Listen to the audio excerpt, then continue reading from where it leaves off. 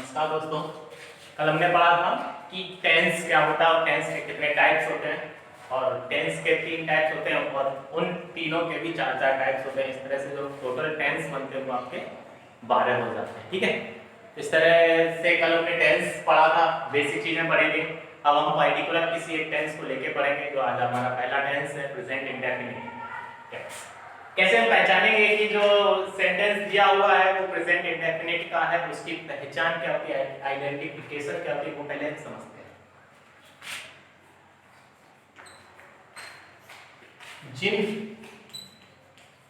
हिंदी वाक्यों के अंत में, जिन हिंदी वाक्यों की मेन वर्ब, मुख्य क्रिया के अंत में, यानी कि मेन वर्ब जो होती है के अंत में ता है, ती है, ते हैं, आदि।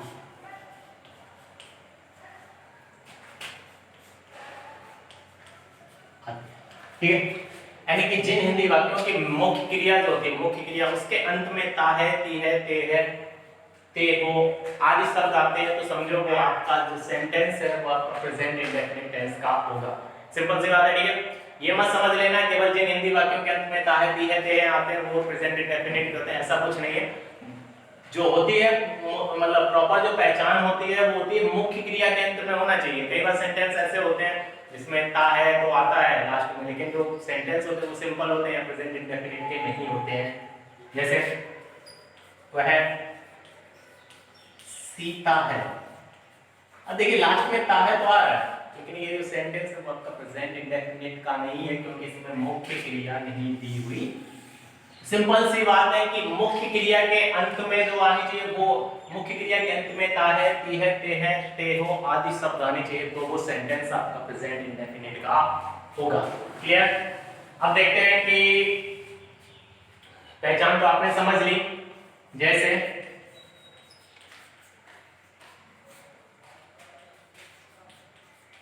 घोड़ा दौड़ता,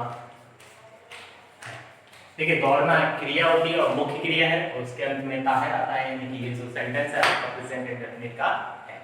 अब देखते हैं पहला जो होता है अफर्मेटिव सेंटेंस।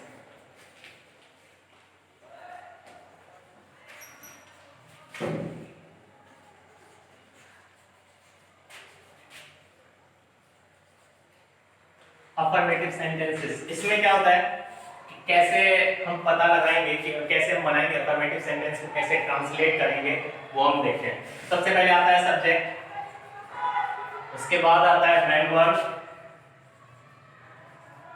ठीक है, उसके बाद मेन वर्ब में ऐसे एस लगाई जाती है और ये तभी लगेगा ऐसे एस केवल सिंगुलर के लिए होता है। अगर आपका जो सब्जेक्ट है वो सिंगुलर है तो ऐसे एस लगाइए, अदरवाइज जो सिंगुलर नहीं है प्लूरल है तो आप ऐसे एस मत लगाइए, केवल मेन वर्ब की फर्स्ट फॉर्म लगेगी, केवल मेन वर्ब की फर्स्ट फॉर्म लगाइएगा।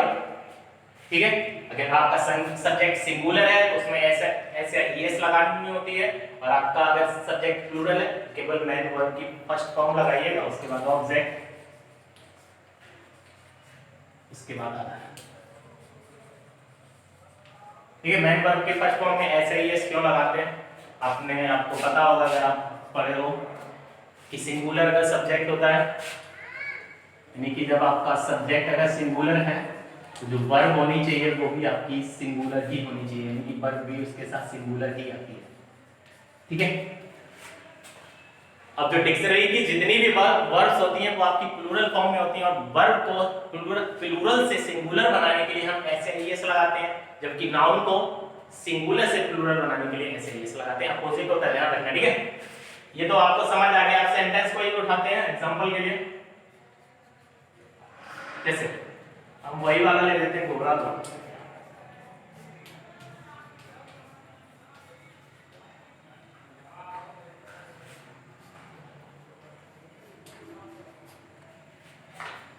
द हॉर्स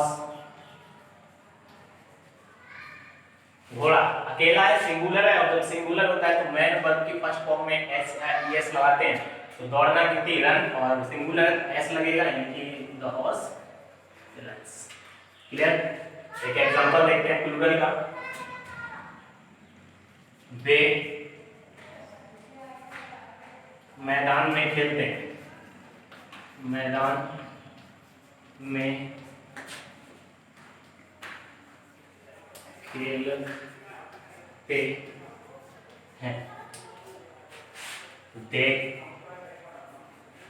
वे प्लूरल है, वर्ब खेलना यानी कि प्ले, तो जब सब्जेक्ट आपका प्लूरल है तो वर्ब की केवल मैन वर्ब की केवल फर्स्ट फॉर्म ही लगेगी, यानी कि दे खेलना की होती है प्ले, इसमें ऐसे एस नहीं लगेगी क्योंकि वर्ब जो सिंगल सब्जेक्ट है आपका कैसा है, प्लूरल।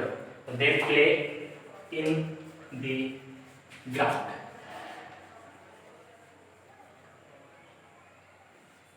ठीक है? इसी तरह से जो भी सेंटेंस होंगे सेम इसी तरह से इसी फॉर्मेट में आपको ट्रांसलेट करने हैं। ठीक है? मैं कुछ सेंटेंस दे रहा हूं जो आपको घर से करने हैं।